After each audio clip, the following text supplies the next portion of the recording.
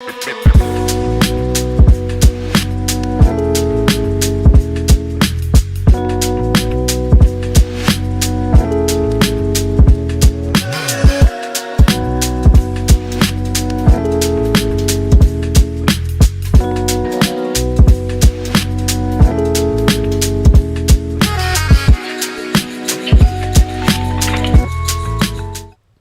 into the DNVR Avalanche Podcast. We got the whole squad of four for an Avalanche off day here today to talk, maybe not specifics of trade deadline, but kind of what we're expecting come trade deadline day. That's how this will go. Yeah, well, you know, we'll start broad and whatever happens, happens.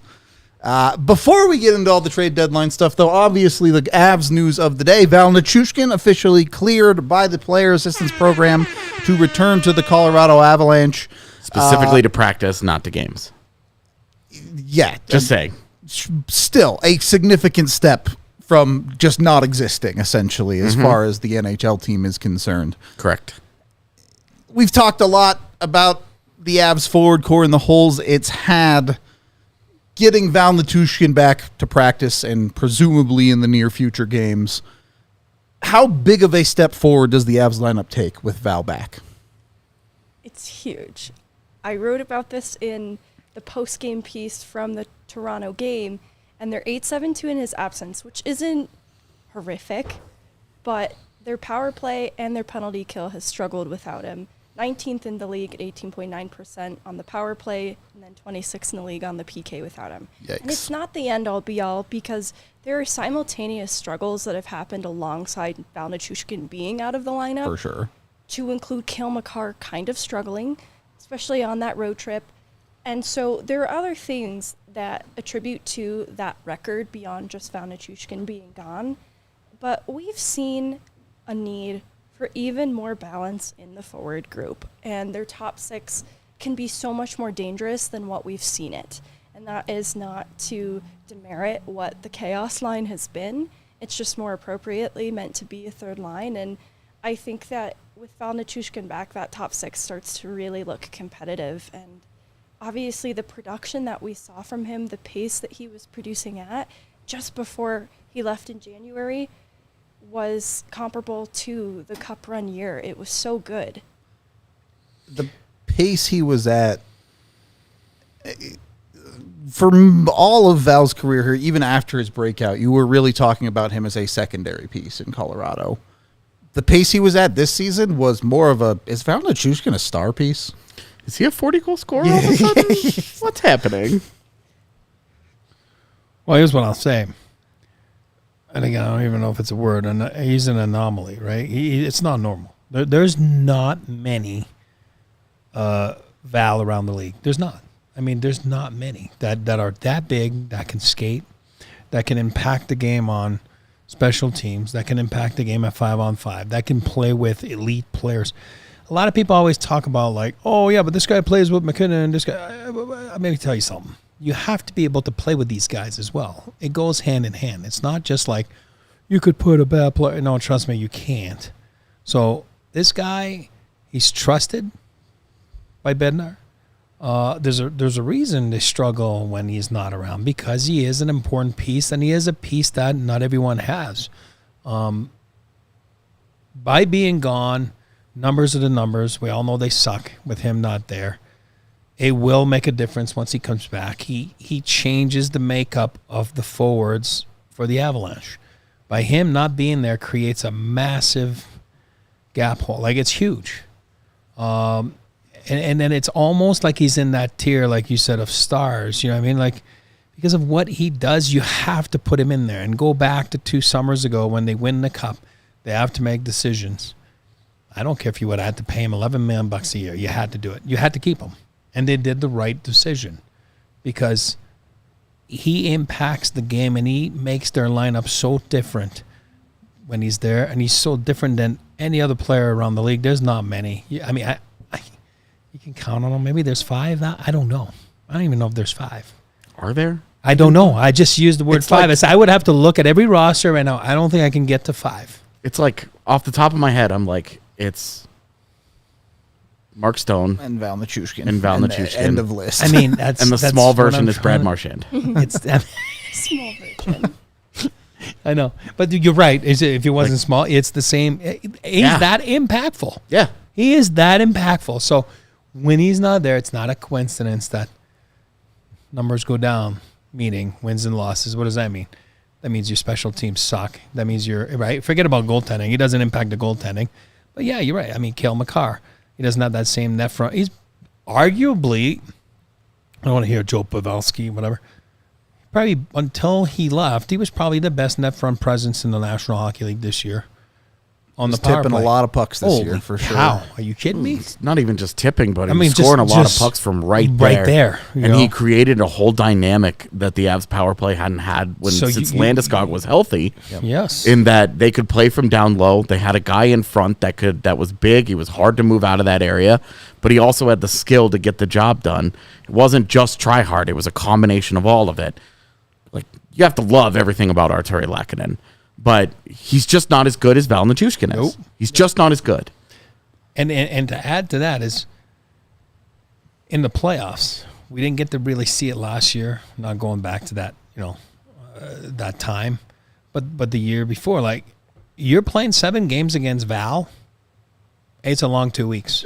I'm just telling you. I'll say if Val Nichushkin doesn't disappear from the series, the Avs win round 1 last year. 100%. Yeah. Like, So my point is, Yeah, it's I my think so. that's my point. And I said that to you the other day. Remember, I'm like, Val doesn't hit. When people say, oh, he's physical, Val, I've never seen Val hit a guy. I mean, I've seen him finish his checks, but he's just so heavy and so freaking tough off the face-off to move in the corners in front of the net. That's what I mean by a 7-game series. You're playing against him. It is demanding. It is tough, and it wears on you. So awesome that he's going to be back. Who knows when? He needs a few. I mean, he's a freak of nature. I don't know. I'm going to take him a freaking few practices, and he'll be back in there. But I mean, give him a week. But you have to get back into it. I get it. Yeah, you got to get your hands, all that. But he is a freak of nature, so it's going to be awesome to see him back and knock on wood for playoffs and everything. It's a different Avs lineup. One sneaky thing too that I hope his return brings about is options for Bednar to separate Rantanen and McKinnon if he needs to, and play Val up on that wing, put Mikko down. That's not to say that's what he should do, but it gives him some options to get Mikko going and maybe apply some pressure back against the wall. Maybe that's exactly what Mikko Rantanen needs right now. certainly Bednar is in love with his flexibility, if nothing else, when it comes to rotating those guys around the lineup. You get him back and you feel like you have 5 players in your top 6 that belong in a top 6. And this is what I wanted to move into and kind of tie it into what we're going to talk about today. With Val Nichushkin back in the lineup, you take Eventually. Sure. Exactly. I'm just saying, I don't want people to listen to this and then them think that he's going to play All tomorrow. right, how about this? With Val Nichushkin back at practice, Okay. Nicely said. Sorry. no, you're right. I don't mean to be annoying about it. I just specifics You are. are important. It matters. With Val Nichushkin back at practice, you look at the Colorado Avalanche lineup. Val Nichushkin helps. Does he solve the hole at 2C? No. But does he make it more palatable when you look out there at the deadline and what's realistically available? Lindholm's gone. Monahan's gone. Some people maybe feel like there isn't a high caliber 2C available. Next to Val Nichushkin, do some of these, I don't want to call them secondary tier guys, but maybe a guy that is more of a middle 6 than a 2C start to make more sense for Colorado? Yeah, I mean, I think it makes it easier because you are saying, hey, we are so strong on the wing that game-changing 2C isn't out there. And just for my money, Sean Monahan wasn't it anyway. I would agree. And Sean Monahan certainly wasn't it in Colorado. Exactly. Right. And right that's there. not that Sean Monahan isn't good or he isn't going to be a good fit for the Jets or anything like that. Just in Colorado, he was never on my list, realistically, of guys that would make them better. It's more that you have a Nichushkin and you have a Lehkonen now at wing. Maybe you get very, very lucky and you have a Landeskog in the postseason. that lessens the need for, hey, we don't necessarily need to go and get crazy here. You don't need to trade a Bowen Byram in season for a Morgan Frost or a Casey Middlestat type of guy. That's a conversation that you can wait to have in the summer. The one thing about doing it right now that you do, hey, you get rid of Byram, you trade him for a real answer here. You have Sam Malinsky just waiting. Is Sam Malinsky as good as Bowen Byram? Today, I think they're pretty close. I'm sorry, but I think they are. I think Byram is better, but I think it's closer than their reputations that if you were to say their names would suggest, especially in a third pairing role. I think they're closer. And so you could do that if you wanted to and go and get crazy, and then that does very much change things for you. But at the deadline, the guys that we are going to spend a lot of time talking about, yeah, it's a lot of, that guy's okay. Does he fit? He's solid. He makes sense here. He does this well. It's you're not checking every box. You're checking some of the boxes. And the hard part, if you're Chris McFarland now, is checking the right boxes. I think that's fair.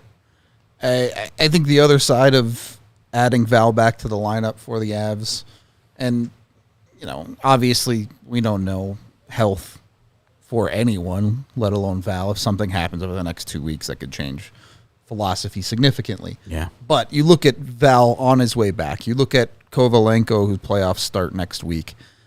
This week even, yeah. Yeah, and they're playing Monday. top seed. Yep, they could be out pretty quick. So Kovalenko could be here at the deadline. Yep. You look at maybe Landy is somewhere on the road to coming back, maybe not. Who's to say?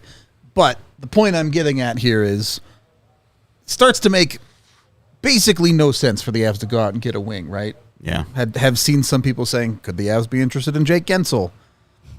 It just doesn't make a whole lot of sense for Colorado to do that, right? Whatever assets you would use in a Jake Guentzel deal, wouldn't you be better served either saving for a true 2C deal or waiting until the summer to try and do it? Yes. Jake Guentzel rocks. Jake Guentzel will be fun in Colorado, but where does Jake Guentzel fit? It has to make sense. I love Jake Guentzel, but Same. Emily Kaplan's reported at minimum 2 first-round picks or a first-round pick and an A-plus prospect. One, is that Cal Ritchie? Like, we're high on Ritchie, but is that even enough to get that across the finish line? And do you want to part with important center depth for a winger?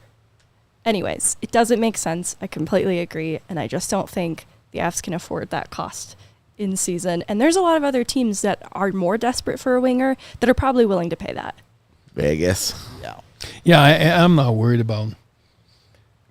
You only have those windows to win so many years, right? I mean, we talk about Avs 1.0. They had those windows, right? They've got 6 trips to the semis, right? So they went 2 for 6, right?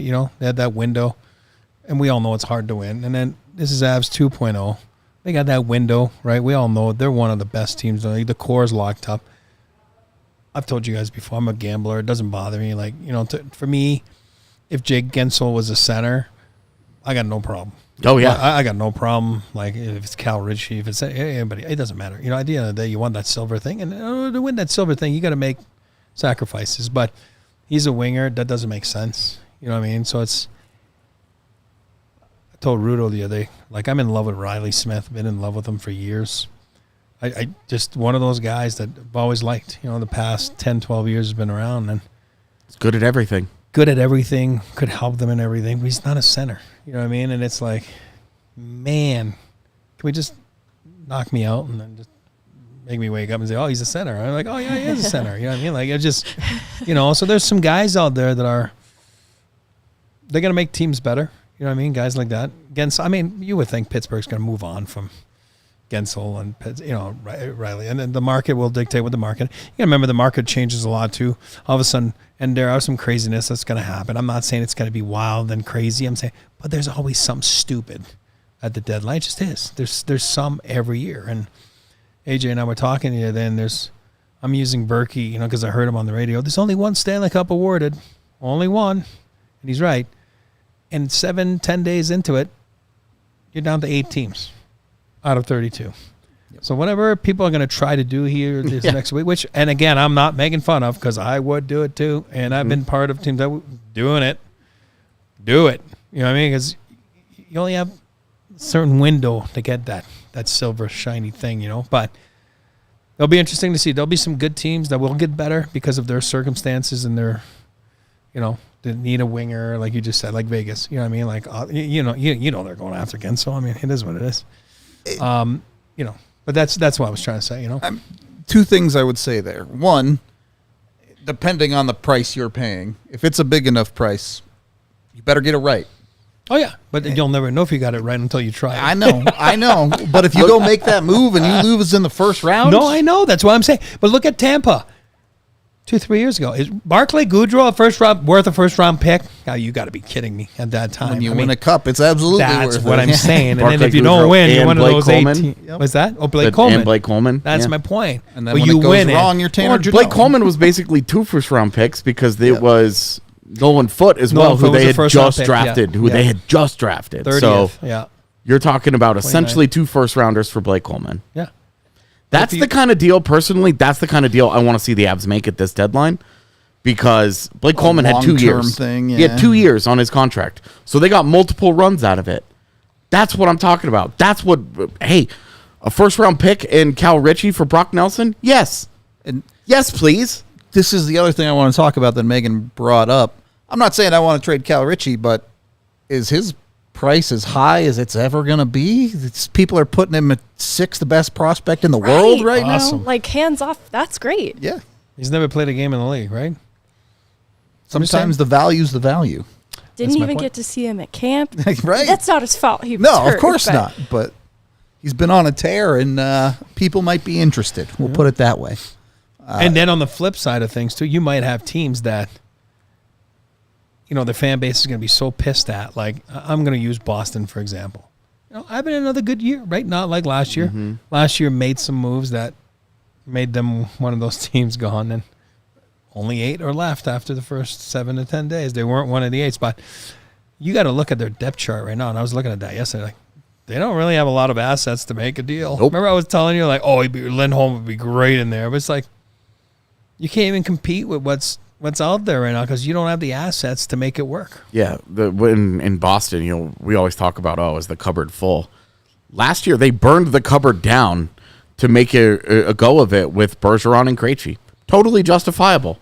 They were having an all-time great regular season. Why wouldn't you? It just didn't work out for them. And that's why I say this year. Now I they're think dealing they with got the consequences assets. of it. Yeah, it's hard. On that note, maybe everyone around the trade deadline needs to just chill a little bit. Put on your bucket hats like AJ's got over there. Get yourself a Coors Light with some Blue Mountains and relax. Sit on the couch. P.S. Do that for trade deadline day, actually. We're going to be live all day, trade deadline day. So grab Also takeover day. Yeah, it's a busy day for us. Grab a Coors Light when you are hanging out on the couch enjoying your sports, whether it's trade deadline or a game. It's the beer made to chill, and you don't even have to get off your couch to get some. You can get it delivered directly to you with Instacart when you go to CoorsLight.com/DNVR. It also helps us out. Let them know we sent you over there. Get yourself some Coors Light and enjoy your day, night, evening, morning, whatever time it might be for you. Coors Light is the way to chillax when you watch Gross. whatever your sport is. You're not a chillaxer? No. More of a chill-maxer? Yeah. All right, fair enough. Chillax and Cool Beans, 2 things that became popular that I just, every time I heard them, it felt like somebody was sticking razor blades in my eyeballs. Yeah, the Cool Beans got old really fast for me as well. Yeah, I tend to agree. If I could see you right now. That movie is like maybe the most overrated movie of all time. Which movie? Just throwing it out there. I forget the name of it. The one with Andy Samberg, and he says "Cool Beans" 800 times. Is it the one where he's like the stunt? Yeah. Where he wants to be a Hot stunt Rod, man? is that it? Yeah, Hot Rod. That's what it is. Oh. Yeah, not a good movie. Fight me. I love Andy Samberg He's hilarious too. and Isla Fisher. Am I saying her name right? Isla Fisher, So yeah. pretty. Sorry, this is not important. Look, get yourself a Coors Light. Have a good time. Maybe it'll make me like Hot Rod. I don't know. Also, save yourself a ton of money when it comes to American financing. Go get with them. They save their average customer $854 a month. That adds up to over $10,000 a year by eliminating high-interest credit card debt, and they may even be able to delay your next 2 mortgage payments. So give them a call today. They can maybe get your loan closed in as soon as 10 days. It just takes a couple of minutes, and they're licensed in all 50 states. So go get with them today. Give American Financing a call over at 303-695-7000. That's 303-695-7000. Let them know DNVR sent you, or go to americanfinancing.net/DNVR to get a hold of them. NMLS 182334, NMLSconsumeraccess.org. APR for rates in the 5 starts at 6.799. For well-qualified borrowers, call 303-695-7000 for details about credit costs and terms. Second period of the DNVR Avalanche podcast. And I want to get into a conversation about the trade deadline. That this goes beyond the Avs, but more as a whole. And I think there's a couple of angles to this, but you look at Lindholm already off the board. And I don't want to take anything away from Jake Guentzel. He's a great player. He'll probably make a team significantly better if he does end up getting moved. But they're not going to get anywhere near 2 firsts and an A+ prospect. Yeah, an outrageous price. And girl, please. And my point is, does it feel like this deadline is lacking a real headliner? Yeah, because you don't have a top defenseman available and you don't have a top center available. Elias Lindholm was it. And as we talked about, when Elias Lindholm was still a Calgary Flame, he's a 2C. Yep. That's the kind of market that you're talking about. There is not a true game-changing, like landscape-altering player here. Your closest is Jake Guentzel. Unless you want to start getting into the goaltenders. Because if UC Saros and Jacob Markstrom are involved, different conversation. Then, how do you feel about a UC Saros or a Jacob Markstrom in New Jersey or LA? That's game-changing. You feel quite a bit differently about those landscapes. So outside of those guys, in terms of skaters, it's like Jake Guentzel is by far the best one available, in my opinion. You're and the rest are trying to talk yourself into Noah Hannafin on that list or something. Noah Hannafin's really good. Chris Tanev is really good. They're really good for who they are or what they are. Second pairing guys. Yeah, if Noah Hannafin ends up in Dallas, I'm going to be pissed. That's a problem. That's a really big problem. But it's a lot more of, there are guys that fit specific places. Exactly. This is just a really good player. Yeah, and it's why, Adam Henrique in Colorado is a problem for other teams. Yep. Scott Laughton in Colorado, the other teams are probably okay with that. Are we heading towards a slow deadline? And we've had slower ones the past couple of years. Last year's because everyone did their moves before the deadline actually happened. The week before the deadline, the entire Eastern Conference emptied the tank, man. It was crazy. So are we going to sit here for 5 hours on deadline day with nothing happening? Or do you guys think the league will find moves to make? I wanted to ask when Eric made mention of somebody's going to do something stupid. One, I love that. And I wanted to know, looking at last deadline, what you thought the stupid move was. I know, I would have to go back, but there's always something. When I say stupid is, again, I'm going to defend them from doing it because I said it earlier. I'm a gambler. It's a hard position. But what I'm saying is 8 of them are left after 7 to 10 days. So, yeah, and it ends up being a stupid move. Now, would I have done that stupid move? Probably. You know what I mean? But last year's stupid move was Tanner Jeannot. Well, hey, go. That's a what stupid the hell move. was that? That was weird. Yeah, that's what I mean. Klingberg was a little weird. Yeah. But it wasn't like they gave up a ton to make them happen. Klingberg at least was it's like a name, like a guy with a track record of being really good at some points in his NHL career. Tanner Jeannot was he hits people, and he had one crazy shooting percentage-driven season, and they gave up 5 assets for him. Because they look back at Barclay Goodrow, you know what I mean? And Trying to Barclay at recreate. that time was not as polished as he is now. Sure, but Barclay Goodrow, even center wing versality. Tanner Yeah, Jeannot does not. I know. But he brought the wall, called that the wall. You know, he brought the... But yeah, I do believe there'll be something that we qualify as stupid. But you won't know until after the first round, because that's when the chips start to fall, right? To understand where you're at. I do believe there'll be some depth moves. There'll be a lot of depth moves. You know what I Yeah. mean? Like, you'll see a lot of American League moves too as well. You know what I mean? Like that's you see all the time at that time, even though their deadline's a little later. But yeah, you're gonna see you'll see some people protecting themselves with some depth because I'm telling you on the boards and every team, there's like, okay, where are we at? How many? We want to make a run at it. It's a 2-month run. How many Ds are we deep? And Colorado included. So then they got Hunsey. They got, on their list because you got to be about. I mean, they've got Caleb Jones can't get into a game. Yeah, what I'm saying is you got to get at least 10, 11 because it goes quick, right? Yeah, well, you have Caleb Jones, Sam Malinsky, and Brad Hunt kind of right off the top here. So right away, you're almost at 10. So you got to be at 10 plus. So each team, they're not there yet. So you're going to see a lot of those moves, right? Being made. I don't think it'll be quiet. I don't think it'll be as crazy as people think it is because, again, in Canada, they're trying to sell those shows and they sell those to big corporations, an obscene amount of money. So they want to make sure that, there's going to be a lot of movement. I do believe that there always is something that we qualify as stupid. I think there's always something that's going to move. But you're right. I do believe this year it's not the UFA year, meaning like, pending UFAs. I do believe it's the hockey trade year.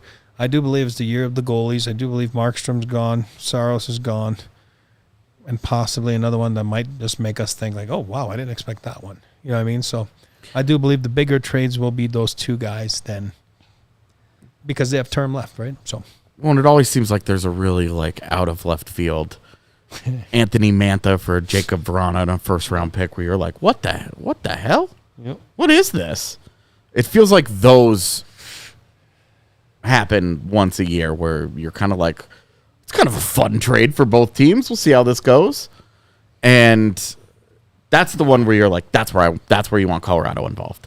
yeah. You want them involved in it's kind of a fun deal. Like, okay, they get a Morgan Frost or a Casey Middlestad or a Brock Nelson type, like a guy or Yanni Gord, guys that we've talked about. Yeah. Guys that make sense, guys that fill a specific role, but might have to give up pieces that right away you're like, oh, I don't want to give that up.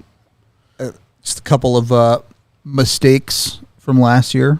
Tyler Bertuzzi to Boston Yep. For a first, for right? a first and a fourth. But that's stupid. Again, I'm French. I don't know the other word, but that's what I mean by that. Like, looking back at it, it's a stupid move, right? Patrick Kane to New York for a second plus. Yeah, that was tough. That was silly. Lars Eller for a second. That was also tough. That was silly.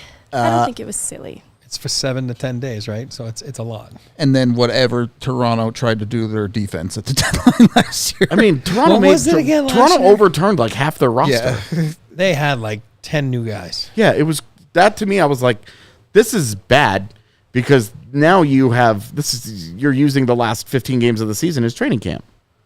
Like these guys don't even know each other's names, and they're going into a first round series, and they won it. So what do I know? And And then what immediately. Not for long. And then got smoked because they wanted Florida and got it. Also, I just wanted to make fun of them for trading Rasmus Sandin because he's dope. Anyway. It has not had the strong follow up after he got to Washington, and he was like, I score every game now. Yeah, it wasn't that dope, but I still like him. I like him too. Anyway, all of that to say, it'll be interesting to see how this deadline shapes up with, as you guys were talking about, hockey trades. Will the Avs or any other team be able to get involved in advantageous situations, or do you end up overpaying for a second tier of guys? And this kind of leads to my next question. What are you guys expecting the market to look like? Is this seller's advantage or buyer's advantage this year coming into the trade deadline?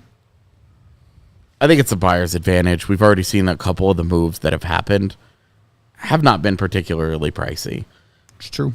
You look at like even going back to the Zadorov to Vancouver one, you were like, that's a Not a crazy. yeah, like Nikita Zadorov's a decent NHL defenseman, and he got moved for a mid-round pick. Like, Yep. okay. Yeah. The Elias Lindholm trade to me was not overly expensive. It's a first-round pick and a good D prospect that people are really excited about. Okay. I think Calgary got swindled, to be honest with you. I don't know about swindled, but I feel like Vancouver's very comfortable with that deal.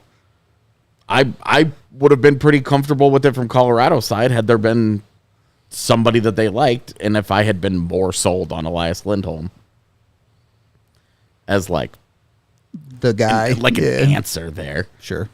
Because I always really struggled with settling up with a first-round pick. He was the best guy available, so he got a good price. But in terms of how good is the player actually today, He's good. I think he's fine. But for the price, is the difference between Adam Henrique and Elias Lindholm going to be the difference between what ultimately I think their prices will be at the deadline? I don't know. Well, it's because Lindholm touches the game so many ways. And I know Henrique does too in a way. But I think that because you have Mac, because you have, impactful, like, maybe Henrique is... I do think he's a good fit. I'm comparing him to Lindholm. Yeah. Lindholm is a better player, but maybe as a fit, a guy just like Henrique could be just perfect for the Avs, and you know what I mean, because of the Nate factor. And you got to remember, Nate plays 30 minutes a night, right? Yeah. Your second line, and like, if you drop an Adam Henrique, who is really good on faceoffs, the skating isn't a giant plus or minus at this point in his career. It's just kind of like it's fine. But you drop him in between Nichushkin and Lehkonen and into whatever that top six alignment ends up being. Is Adam Henrique on his own incredible? No. But you don't need him to be. You just need him to be a meaningful upgrade over Ryan Johansson, because you feel like your first line is set. You feel like your third line is set. You feel like your 2/3 of your second line is set. You're not far here. You just need a guy that fits more than a guy that's going to blow the doors off the place. That was my point. You're just better expressing yourself. The cultural fit with the hat. with Henrique. Yeah. The work ethic, the motor, like the speed is a little bit of concern, but it's an improvement over Ryan Johansson with Henrique. And that work ethic then, and honestly, the production that he still has maintained through this point in his career is, everything of that is an improvement on Ryan Johansson and makes a lot of sense culturally in Colorado.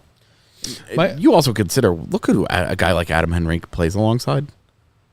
I haven't looked at his. Them a lot better. I haven't looked at his most common line mates recently, but at one point, like 35 games into the year, it was Silverberg and Max Jones. Which is you're dragging some anchors around. There. Right, like, and he was pushing play. There were good results happening. In Colorado, you're going to get a better environment to succeed. It's not unlike we talk a lot about if he's a fit in Colorado, the Colorado bump has existed for many guys. Mm-hmm. But my question, though, with that point, can somebody look up, like, what's his ice time right now on PP per game? Henrique. I'll look it up. While It's I keep going. PP1. I don't know what it is exactly, but he's been on the top unit. Yeah, okay, so here's my thing. Production wise, like, yeah, you get the Colorado bump when you come here, right? Depending who you play with. Again, you play with Valley, instantly he's going to be a freaking good player 5-on-5.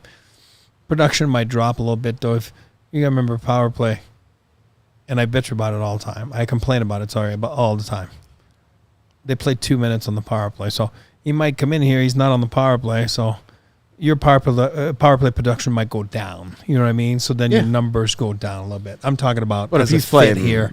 But I'm not worried about that. I'm saying on pure production. You know, and we're using Henrique kind of here as a placeholder for this conversation. Yeah. No, sure.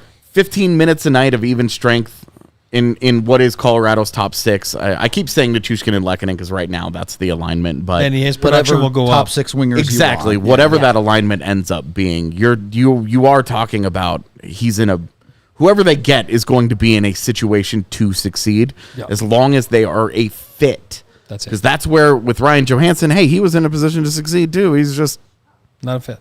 He's just a bad fit in Colorado. It didn't work. As long as they can get out of that without having to pay an arm and a leg. And with Rijo, I do wonder if this is a deadline, because Eric, you made a good point there a few minutes ago about it's not a good UFA class. I don't think it is. It's not great. It's not a good UFA class. There aren't very many difference makers going into UFA this year. And so I wonder how many of these guys that would be deadline guys next year, a team just gets, because they're expiring in a year, a Yanni Gord type. What if Seattle just gets the same offer that they're going to look for a year from now. Just give it to him now. And they just say, we're good. We'll just take that draft pick a year earlier and get started. Very quickly, Henry plays about 220 a game on power play, but only has 9 power play points. Okay, so so it's that's not good. carrying his production. So by what any I'm saying is stretch. he would get the Colorado Give us bump. your rated time. You know, I can look it up. he would get the Colorado bump because of Val and Lehkonen, and again, it's a great team. And no offense to Silverberg or Max Jones, it's just that's an upgrade here you would play with. So maybe his production will go up, but maybe his power play production, which is not very big, would go down. So again, if you're comparing points, I'm talking about, he's a great fit here in my book He on also what's left, but Plays 236 shorthand. shorthanded me. So that's in all What's his situations. face-off percentage? Yeah, he's Is a he big good? PK guy. It The is. top PK guy. I've always liked him. I told you guys we Last time I looked at his face-off percentage, it was at like 53. So we that was one of our targets for Ryan O'Reilly back then. Slightly under 50 on the penalty kill overall. I don't know. I'd have to look. yeah, I mean, trying to figure out the situationals is more important than overall face-off percentage. But Smart player. anyway, I mean, we're talking about Adam Henrique a lot in specifics here, but like I'm using him as just a placeholder, a name that Insert everybody is. whatever center Makes it sense. is you want. Exactly. there, The goals are all the same here. You need to find some answers here. Yep. And if they're looking for a fourth line center, it's the same conversation. Like if you say, there's been a lot of noise about Arizona being willing to move on from Nick Bjugstad. All right, well, he does some things. He could be a good 4C for Colorado. Great, but he's not a very good face-off guy. He's not I bad. Personally, I don't think he makes any sense in Colorado. But his skating is fine. It fits. He's big. Well, it's better than what they have now. It's an upgrade. Well, and like the upgrade from what they have now to him is substantial. But you can't look at his points and say, "Oh, look at all the points that he has this year. He's going to be really good," because he's not going to play second line. Well, he's playing 17 minutes a night. what I mean. He's not going to play 17 minutes a night. He's going to play 10. 10 to 12. 9. So, and he's not a particularly good PK guy. And so, like, you're looking at that, and you look at Nick Bjugstad, and you say, "Oh my God, as a 4C, yeah, that sounds great," because I've heard of him, and because he's having a good year. But does he really check the boxes of what you need out of that role? And for my money, the answer is not really. If you're going to go and seriously spend an asset on a 4C, you need a guy. You need a guy that can win you faceoffs on the penalty kill. That has to be a really important part of that equation for my money. I want to get a little bit further into this, but before we do, make sure you're heading over to Bet365. Get your gamba on. Go in there. You can deposit $10 with Bet365, and you can choose either you place $5 on an NHL game and you get $150 in bonus bets, or you get your first bet safety net. Place a bet up to $1,000, and if your qualifying bet loses, you get a matched refund, so you get the bet back.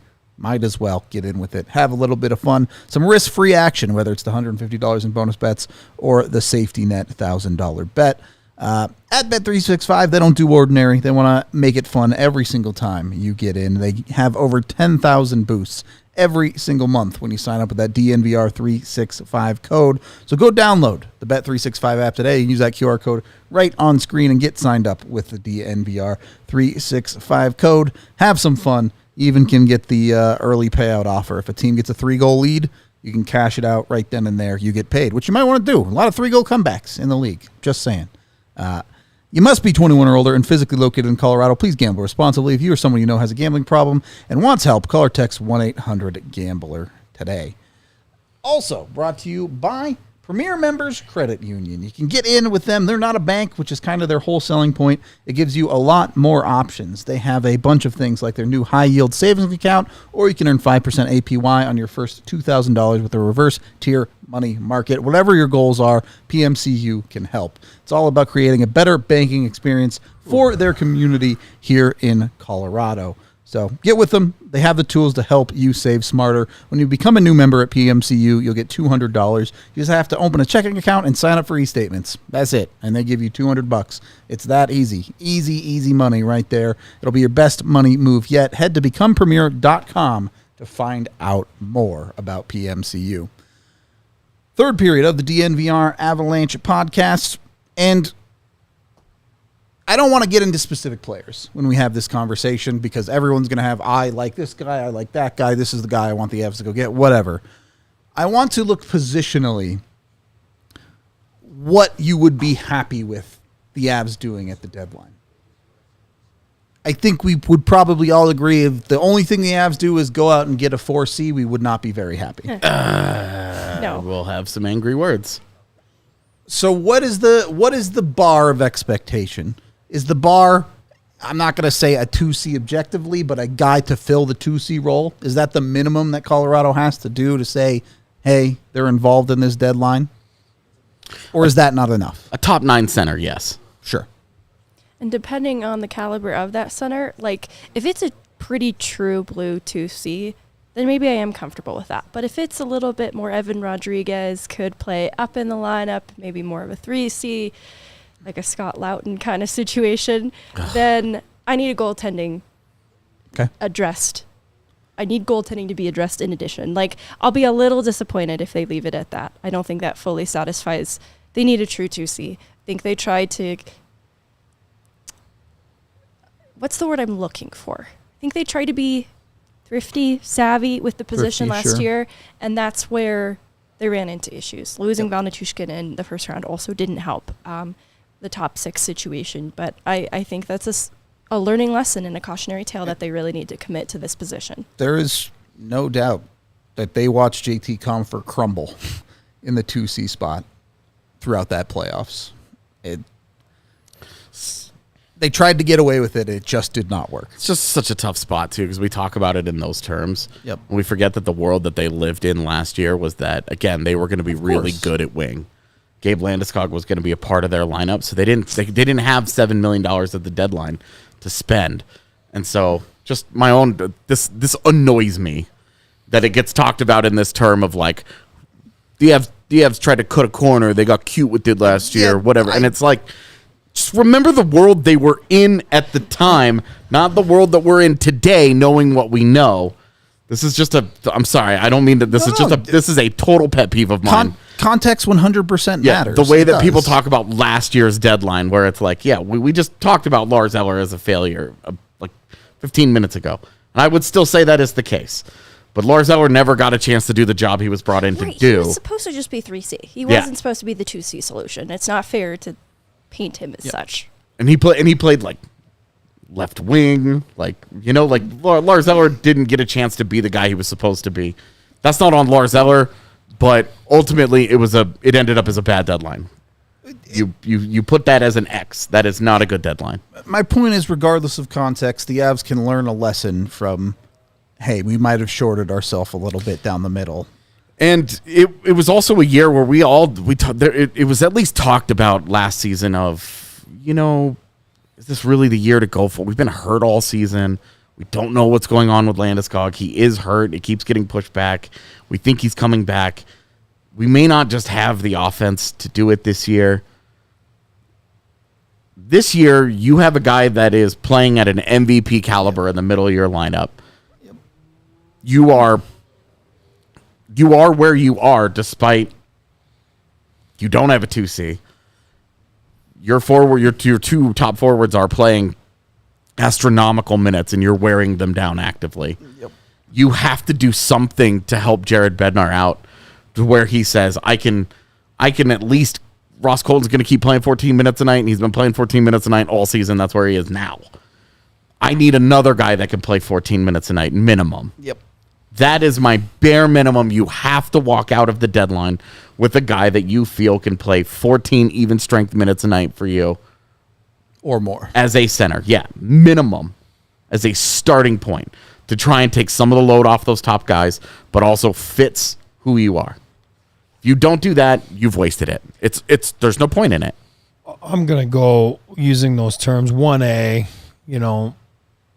I agree. I'm not going to repeat what everybody else said. We all know. Chat, the whole world, the whole hockey world knows. Heck, Anaheim knows. Verbeek knows that the Avs need a upper echelon centerman. So I'm going to put that at 1A. And I agree with you. It'd be disappointing if they don't end up getting something like that. I'm using Henry because we're talking about Henry. So what's 1B then? 1B is goaltending. Okay. For me, goaltending is crucial. You're going to say goaltending. Well, look at Vegas last year. It was crucial, but I know, and it ended up being good. Ended up being good for a reason. I mean, they weren't high-end names, but they went down to their third guy or even fourth guy when you think about it with, right? Hill was their fourth guy. Rosois, Thompson, right? Yep. Anyway, and Quick being there, but Quick being hurt, and then what's his name? Hill goes in there, and he does the job. And I'm convinced that they're not changing goaltending here in Colorado. At the starter, they're not moving on right now from Georgiev. That's what I'm saying. Again, but I do believe, and I said it. I'll say it again. You got to surround them better because the way they're in it right now, they're in one in goaltending. It's gonna be tough, and you need goaltending. Well, Vegas didn't need it. No, they did. They got it. Hayden Hill was outstanding. I don't want to hear he wasn't good. He was freaking good. He did the job. He got himself a freaking contract. He got himself a number one position, and because of his playoffs. So he was good. Now, would I have thought that was the answer, but before the playoffs started? No. But what I'm saying is, I'm not saying they should change the name. Georgiev's the guy. They got to surround him with someone, and I keep going after it, like a guy like Fleury, because it's just such a weird position. They are alone on their island. You know what I mean? Goaltending. Yes, they have UC Parkilla, but I'm saying it's just a different mentality. It's a different position. It's a different way of getting ready for games. A guy like that, if he's surrounded, I will feel better, and that's why I go it's 1B.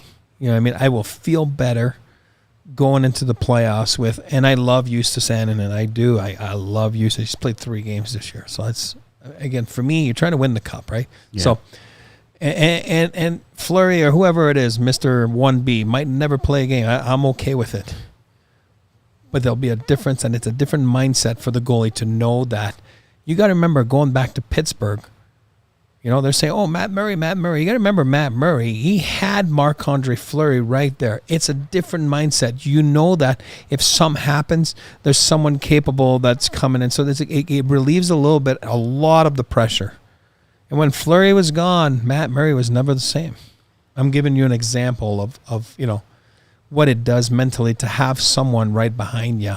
It pushes you, first of all, in practice. It pushes you in games. And then is another guy, if the guy is right, i.e. Jonathan Quick last year, or Fleury this year in the market, Fleury's going to end up going somewhere. I don't care what people say. They're going to wait till the last second. Some people are saying Toronto. It might very well happen. Apparently, he said he would go to Toronto. It does make sense. Because all of a sudden, Samsonov, he's cured. Yeah. He's good. You know what I mean? Fleury sees a path to playing in Toronto. So in Colorado, I don't know. That maybe it's not. there. I know, but I'm saying you got to win it, and then this is it for you. So I don't know. That's why I say 1A, 1B, and then I'm going to be greedy. Then I would like a fourth line center, like you just said, Nick Bjugstad. Giving you an example. I would say, look, I know I'm in the minority here.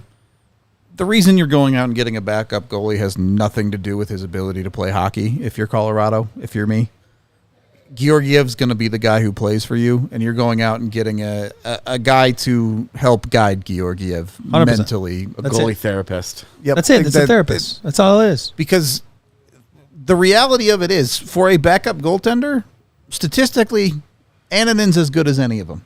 Agree. It really would be a marginal difference statistically. Now, if you don't trust Annunen because he's got 6 NHL games or whatever, fine. Yeah, your goaltender depth chart right now is Alexander Georgiev. Yep. Having a tough season. Yep. Justus Annunen, unproven. Yep. Ivan Prosvetov, unproven. Arvid Holm and Trent Miner? Even less proven.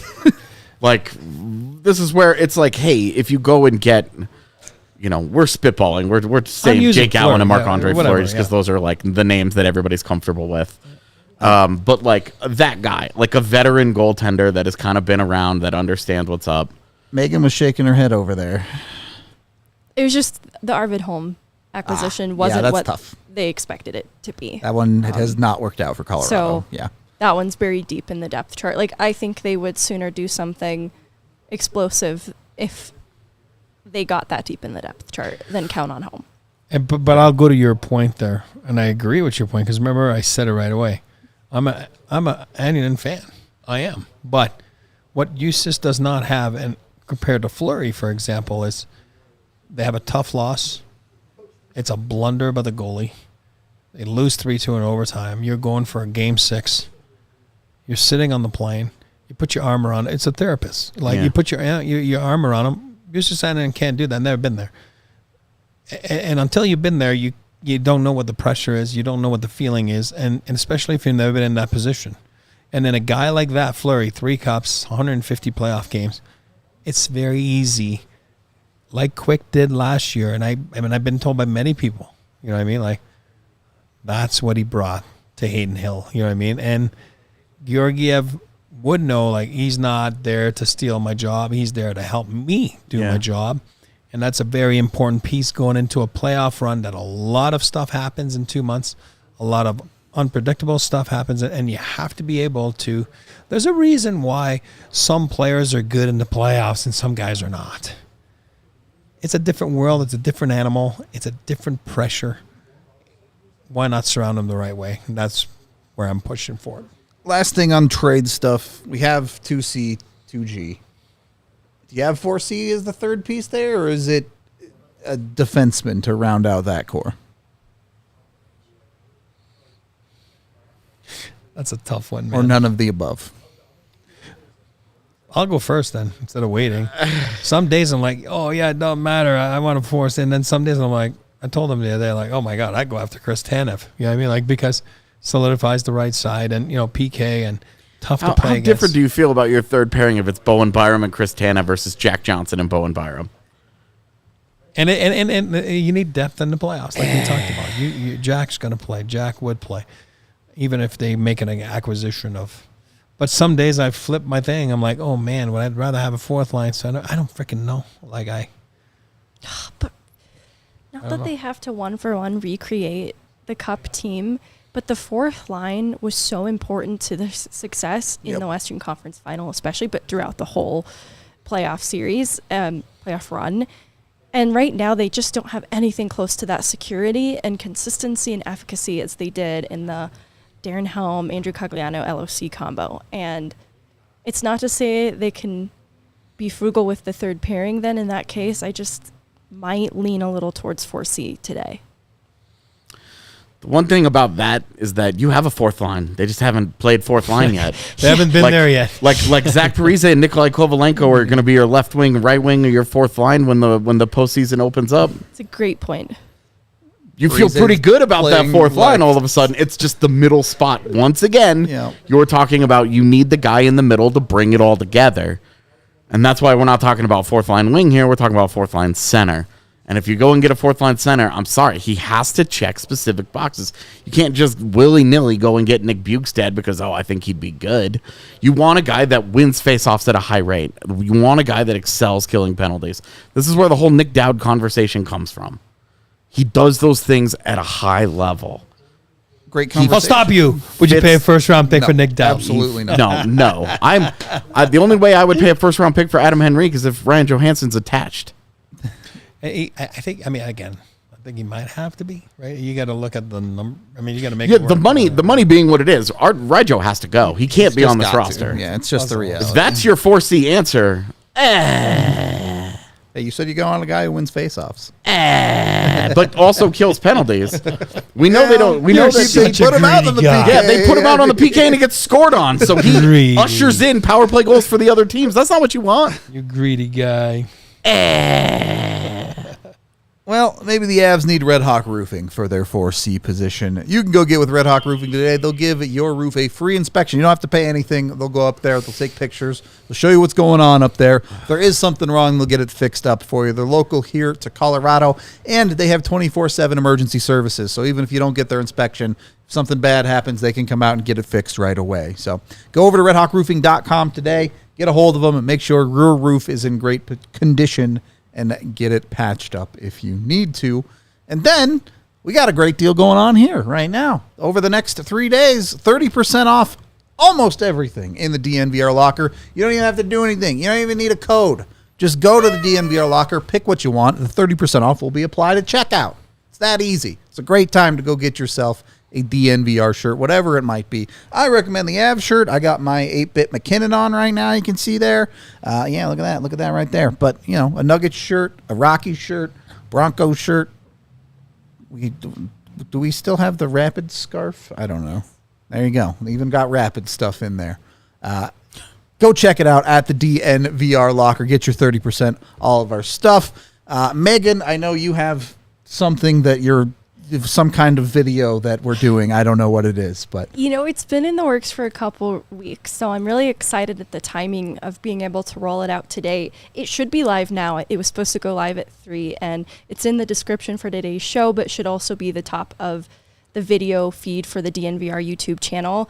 And it's a video talking about mental health, and it specifically goes inside the Avs locker room, talk to McKinnon, Makar, Josh Manson, Logan O'Connor, the NHLPA rep, about how mental health is talked about in the Avs locker room specifically, and it helps to emphasize the lack of a stigma that's attached to those types of conversations. And with Val Nichushkin returning from the program and having seen the success that it brought Sam Girard earlier this year, I think it's really appropriate to hear from the players themselves how they prioritize that part of their care, especially from someone that is such a leader for how he takes care of himself, like Nathan McKinnon, knowing that he's been consulting a sports psychologist. It's actually before the 2018 season. It's been like 8 years now. So it's really interesting to hear from a player like that and see that there's really positive attitudes about having those conversations. there you go. Go dive into it on the YouTube channel. Like and subscribe here. I think we had at least one super chat. Yeah, from Flats, who gave us 27 kroner. That says, should Avs make their deals ASAP or wait for March 8th?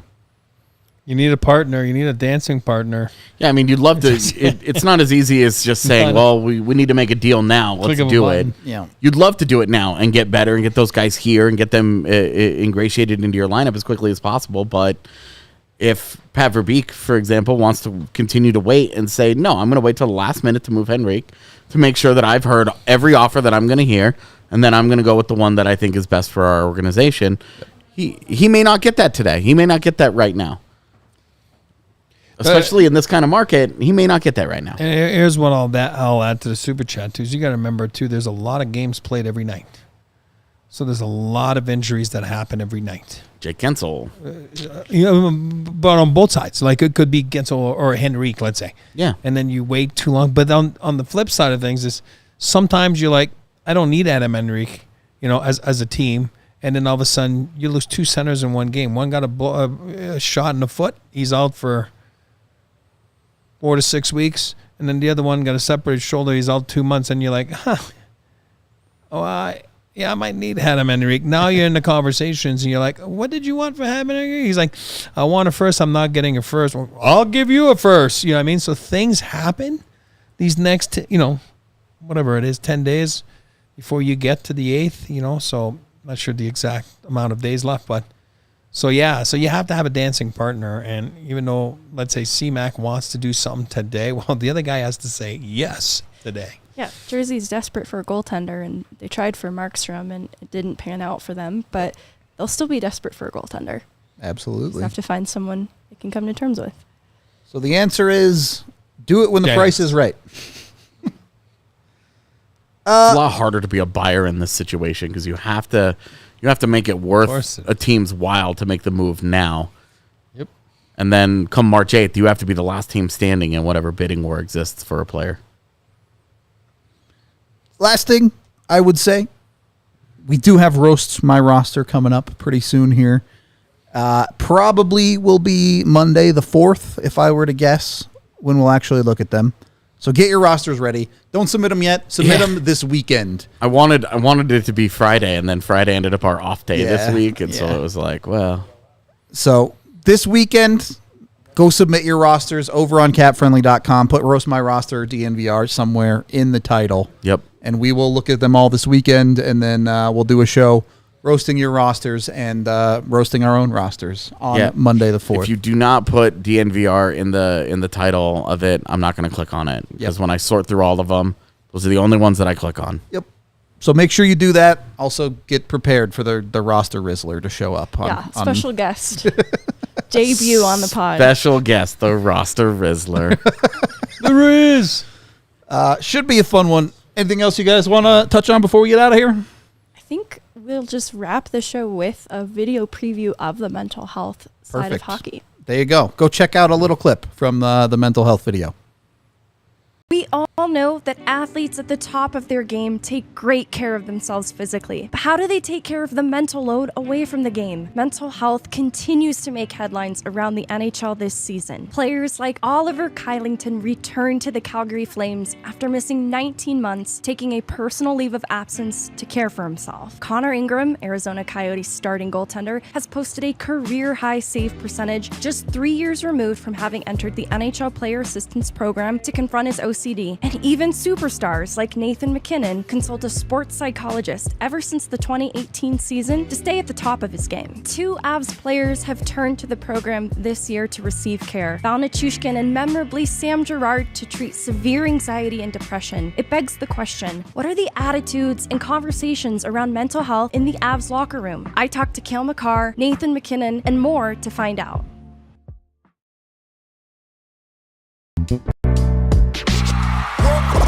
We all silly like the mayor.